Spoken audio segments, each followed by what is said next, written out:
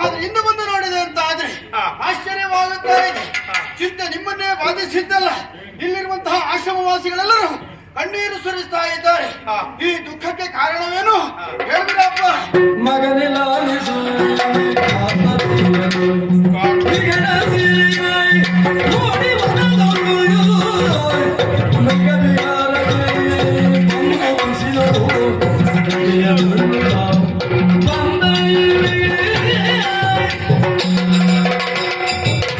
ಮಾಹಿಷ್ಮತಿಯ ದೊರೆಯಾದಂತಹ ಕಾರ್ತವೀರ್ಯಾರ್ಜುನ ಮೃಗಬೇಟೆಯಿಂದ ಈ ವನ ಪ್ರದೇಶಕ್ಕೆ ಬಂದಿದ್ದ. ಮಧ್ಯಾಹ್ನದ ಹೊತ್ತು ಬಿಸಿಲಲ್ಲಿ ಉರಿಯುತ್ತಾ ಮುಂದುವರಿಯುವುದನ್ನು ಕಂಡಂತಹ ನಾನು ಆಶ್ರಮಕ್ಕೆ ಕರೆಸಿದೆ. ಇಲ್ಲಿಗೆ ಬಂದಾಗ ಉಪಚರಿಸಿದೆ. ಈ ಉಪಚಾರಕ್ಕೆ ಕಾರಣವನ್ನು ಕೇಳಿದಾಗ ಸತ್ಯವನ್ನು ನಾನು ಹೇಳಿದೆ. ಸುರಧೇನುವಿನ ಕಾರಣದಿಂದ ಹೀಗಾಗ್ತದೆ ನಿತ್ಯವಂತ ಹೇಳಿದ್ದಕ್ಕೆ ಬೇಕು ಅಂತ ಕೇಳಿದ ಧೇನುವನ್ನು ಕೊಡಲಾಗುವುದಿಲ್ಲ ಅಂತ ಹೇಳಿದಕ್ಕೆ ಬಲಾತ್ಕಾರವಾಗಿ ಕೊಂಡೊಯ್ದ ಮಗ.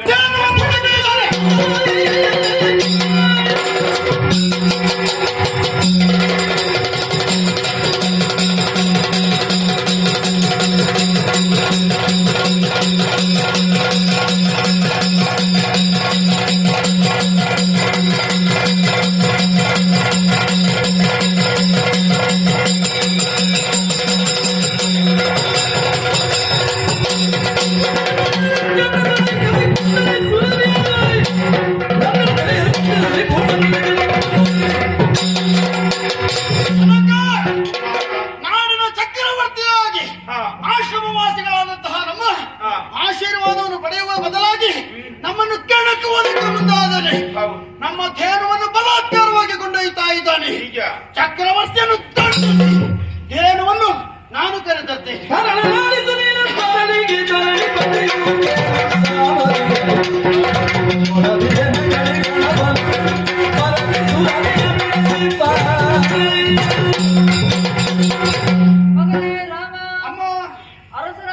ಆತನೊಂದಿಗೆ ಅವಸರದಲ್ಲಿ ಯುದ್ಧಕ್ಕೆ ಹೋಗುವುದು ಸರಿಯಲ್ಲ ಮಗನೇ. ಬ್ರಾಹ್ಮಣರಾದಂತಹ ನಾವು ಚತುರೋಪಾಯಗಳನ್ನು ಉಪಯೋಗವನ್ನು ಮಾಡಬೇಕಾಗ್ತದೆ. ಮೊದಲಾಗಿ ಸಾಮದಿಂದ ಕೇಳು, ಕೊಡದೇ ಇದ್ರೆ ದಾನವಾಗಿ ಬೇಡು, ಅದಕ್ಕೂ ಒಪ್ಪದೇ ಇದ್ರೆ ವೇದವನ್ನು ಕಲ್ಪಿಸಿ ನೀಡು, ಆಮೇಲೆ ಮೂರಕ್ಕೂ ಒಪ್ಪದೆ ಹೋದಂತಾದ್ರೆ ದಂಡವನ್ನು ಪ್ರಯೋಗಿಸು. ಶುಭವಾಗಿ ಅಪ್ಪಳಿಂದ ನಡೆಯುತ್ತೇನೆ. ಹೋಗಿ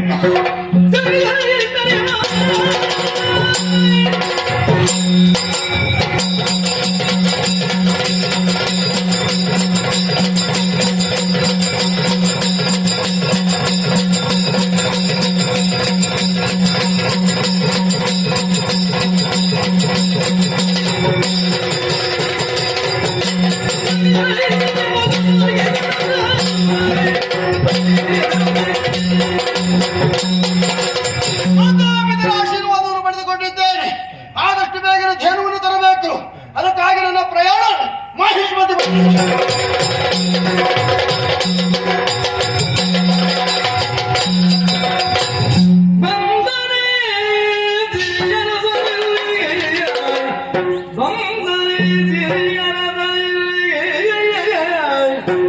ಚಂದದಿಂದಲೇ ವಿಪ್ರರೂಪದೇ, ಚಂದದಿಂದಲೇ ವಿಪ್ರರೂಪದೇ, ಹಿಂದೆ ಚಕ್ಕರ ಕರುಳೆಯ ಮಾತಿನಳು ಹಿಂದೆ ಚಕ್ಕರ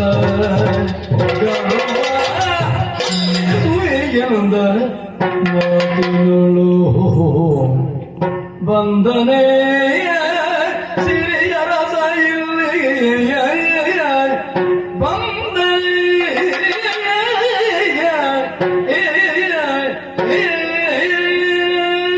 ಬಂದನೆ ಸಿರಿಯ ರಸನಲ್ಲಿಗೆ ದೂತರು ಭೀತಿಯಿಂದ ಓಡೋಡಿಕೊಂಡು ಬಂದು ಹೇಳಿದ ವಿಚಾರ ಬ್ರಾಹ್ಮಣ ಭಟರು ಪರಶುವನ್ನು ಬೀಸುತ್ತಾ ನಮ್ಮನ್ನು ಯುದ್ಧಕ್ಕಾಗಿ ಆಹ್ವಾನಿಸುತ್ತಾ ಇದ್ದಾರೆ. ಈ ಮಾತನ್ನು ಕೇಳಿದಾಗ ನಾನ್ಯಾರು ಅವನ್ಯಾರು ಎಂಬ ವಿಚಾರ ಅರ್ಥವಾಗಿ ಹೋಯಿತು. ಹಿಂದೆ ವೈಕುಂಠದಲ್ಲಿದ್ದು ಶ್ರೀಹರಿಗೆ ಕೊಲ್ಲಲು ಸಾಧ್ಯವಾದಂತಹ ರಾಕ್ಷಸ ಶತ್ರುಪ್ರಸೂದನ.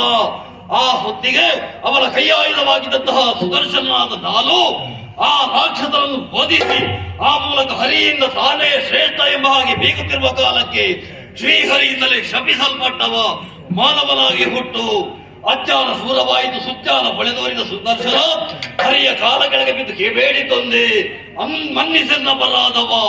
ಆಗ ಹರಿಯೇ ಮನ ಕರಗಿ ಹೇಳಿದ ಮಾತು, ಮಾಹಿಷ್ಮತಿಯಲ್ಲಿ ಕೃತವೀರ್ಯನ ಮಗನಾಗಿ ಜನಿಸು. ಹುಟ್ಟುವಾಗ ಕರಗಳೇ ಇಲ್ಲ, ದತ್ತಾತ್ರೇಯನಾಗಿ ನಾನೇ ಕಾಣಿಸಿಕೊಂಡು ಕರಗಳನ್ನು ಅನುಗ್ರಹಿಸ್ತೇನೆ, ವಿದ್ಯೆಯನ್ನು ಬೋಧಿಸುತ್ತೇನೆ. ಮುಂದಕ್ಕೆ ಭಾರ್ಗವ ರಾಮನಾಗಿ ಬಂದು ನಿನ್ನ ಶಿರಚ್ಛೇದನವನ್ನು ಮಾಡಿ ಮತ್ತೆ ನನ್ನ ಕರದಲ್ಲಿ ರಾರಾಜಿಸುವ ಹಾಗೆ ಮಾಡ್ತೇನೆ. ಅದರಂತೆಯೇ ಮಾಹಿಷ್ಮತಿಯಲ್ಲಿ ಕೃತವೀರ್ಯನ ಮಗನಾಗಿ ಕಾರ್ತವೀರ್ಯನಾಗಿ ಹುಟ್ಟಿಕೊಂಡವರು ನಾನು. ಕರಗಳನ್ನು ಅವರೇ ಅನುಗ್ರಹಿಸಿದ್ದಾರೆ, ವಿದ್ಯೆಯನ್ನು ಬೋಧಿಸಿದ್ದಾರೆ. ಈ ಹೊತ್ತಿಗೆ ಜಮದಗ್ನಿ ಆಶ್ರಮದಿಂದ ದೇನವನ್ನು ತಂದೆ ಎಂಬ ಕಾರಣಕ್ಕಾಗಿ ಅದನ್ನು ಮರಳಿ ಪಡೆಯುವುದಕ್ಕೆ ಶ್ರೀಹರಿಯೇ ಬಂದಿದ್ದಾನೆ. ಬಂದನೆ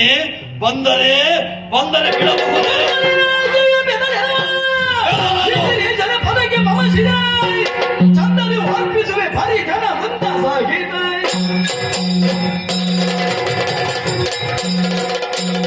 ಬಂದನೇನಾಯ್ತೀಗ ಬೆದರೇನು? ಅವನು ಧೇಯವಾಗಿ ಹೋಗಿ ಅವನ ಕಾಲ ಕೆಳಗೆ ಬಿದ್ದು ಹೊರಳದಲ್ಲ, ಬದಲಾಗಿ ಅವನೊಡನೆ ಹೋರಾಟ ಮಾಡಿ ಆ ಮೂಲಕವಾಗಿ ನನ್ನ ಸಾಹಿತ್ಯವನ್ನು ಪಡೆಯಬೇಕು. ನನ್ನಲ್ಲಿ ಹಮ್ಮಿಕೊಂಡಿದ್ದವರು ನನ್ನ ಮಂತ್ರಿ ಸೇನಾಪತಿಗಳಿದ್ದಾರೆ, ಕಾಲಾಚ ಶಕ್ರಜಿತಾದ್ಯರು.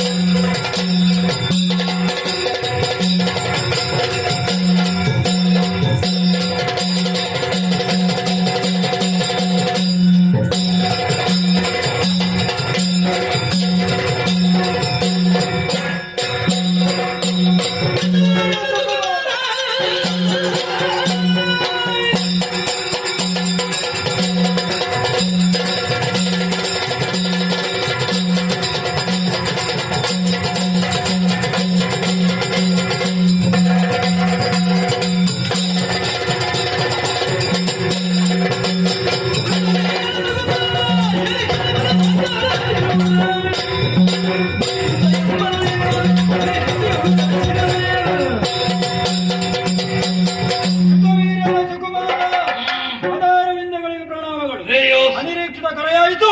ಏನಾಗುವ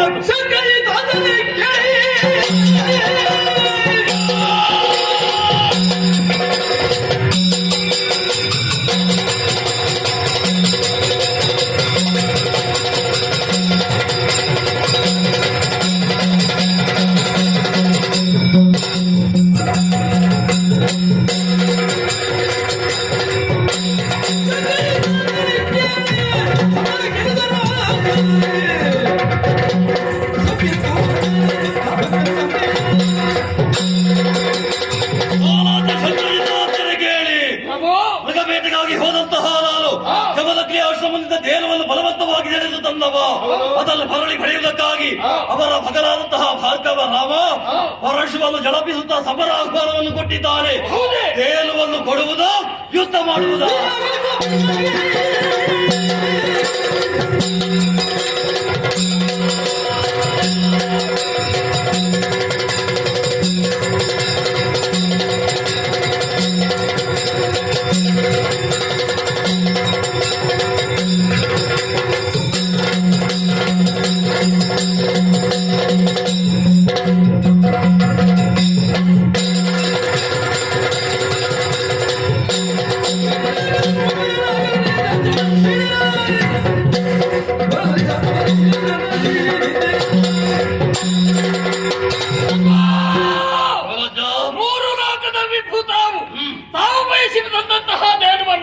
ಪ್ರಶ್ನಿಸುವುದಕ್ಕಾಗಿ ಬ್ರಾಹ್ಮಣ ಮಠ ಬಂದಿದ್ದಾರಂತಾದ್ರೆ ಅದನ್ನು ವಿರೋಧಿಸುವುದಕ್ಕಾಗ್ಲಿ ತಡೆಯುವುದಕ್ಕಾಗ್ಲಿ ನಾವಿದ್ದೇವೆ. ಹಾಗಿದ್ರೆ ಮುಂದುವರಿದಂತಹ ನಾವು ನಮ್ಮ ಸೇನೆಯನ್ನು ಅರ್ಧ ಚಂದ್ರ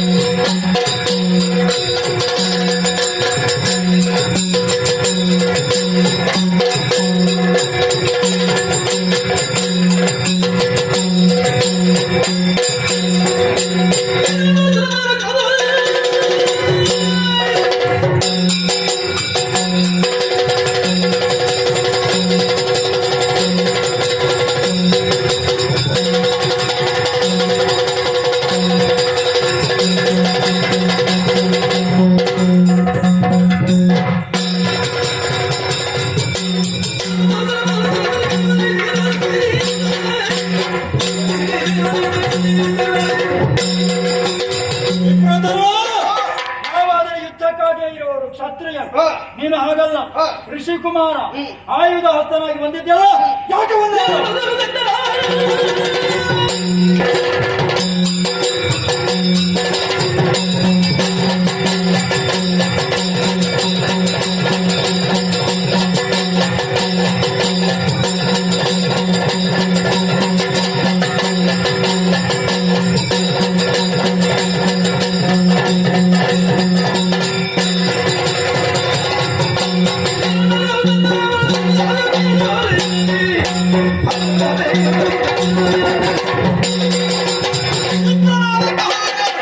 ಕೈಯಲ್ಲಿ ಆಯುಧವನ್ನು ಹಿಡಿಯುವ ಹಾಗೆ ಮಾಡಿದವರ ನೇಮವಾಗಿದ್ದೀರ. ಹಾಗೆ. ನಿನ್ನೊಡೆಯನಾದಂತಹ ಆ ಚಕ್ರವರ್ತಿ ಧೇನುವನ್ನು ಬಲಾತ್ಕಾರವಾಗಿ ತಂದಿದ್ದಾನೆ. ಹೌದು. ಪಡೆಯುವಂತಹ ಉದ್ದೇಶದಿಂದ ಬಂದಿದ್ದಾನೆ.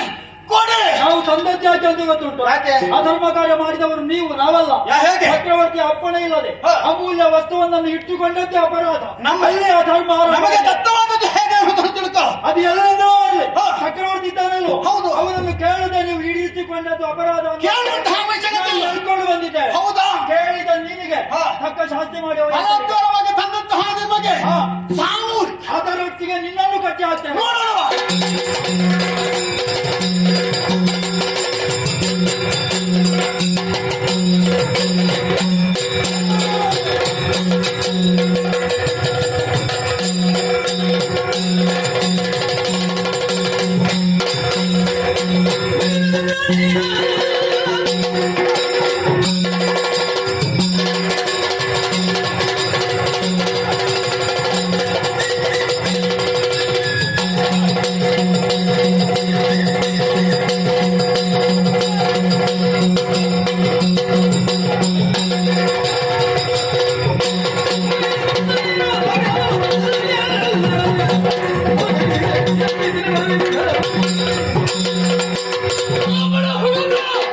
ಮಾಡಬೇಕಾದ್ರೆ ಇದು ಹೆಚ್ಚ ಕರದಲ್ಲಿ ಪರಶುವನ್ನು ಹಿಡಿದುಕೊಂಡು ನಮ್ಮ ಮಾಹಿತಿಗೆ ಪ್ರವೇಶ ಮಾಡಿದ್ದ ಅಪರಾಧ.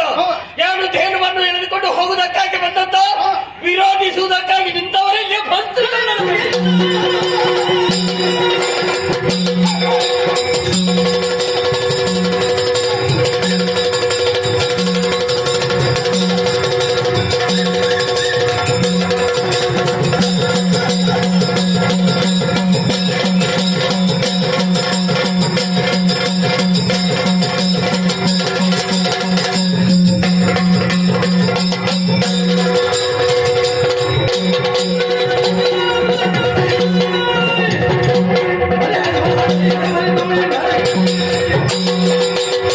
ನಾನು ಯಜ್ಞವನ್ನು ಮಾಡುತ್ತೇನೆ. ಯಾವುದು ಗೊತ್ತೋ? ಯಾವುದು? ರಣಯಜ್ಞ. ರಣಯಜ್ಞಕ್ಕೆ ನಿಮ್ಮಂತವರನ್ನು ಆಹುತಿಯನ್ನು ಹಾಗೆ ಕೊಡ್ತೇನೆ. ನಾವು ಉಂಡದ್ದು ಇಲ್ಲಿ ಮಾಹಿತಿಯಲ್ಲಿ ಹೌದು. ಉಣ್ಣ ಅನ್ನದ ಋಣ, ಅದನ್ನು ನಾವು ತೀರಿಸಲೇಬೇಕು. ಉಂಡ ಮನೆಗೆ ಎರಡನ್ನು ಬಗೆಯುವಂತಹ ನಿನ್ನ ದೊರೆ, ಅವನ ಜೊತೆಗಿರುವಂತಹ ನೀವೆಲ್ಲ ಅವನು ಹಾಕಿದ ತಾಣಕ್ಕೆ ಸರಿಯಾಗಿ ಕುಣಿಯುವವರು ತಕ್ಕುದಾದಂತಹ ಶಾಸ್ತಿಯನ್ನು ಮಾಡುವುದಕ್ಕಾಗಿ ಬಂದಿದ್ದೇನೆ. ಮಾಡೋಣ, ಮಾಡೋಣ.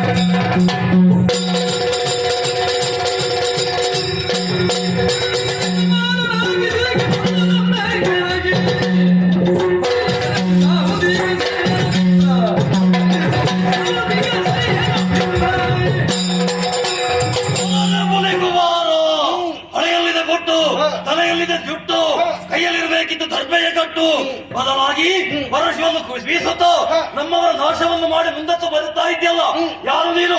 ಬಂದ ಉದ್ದೇಶ ಏನು? ಹೇಳು.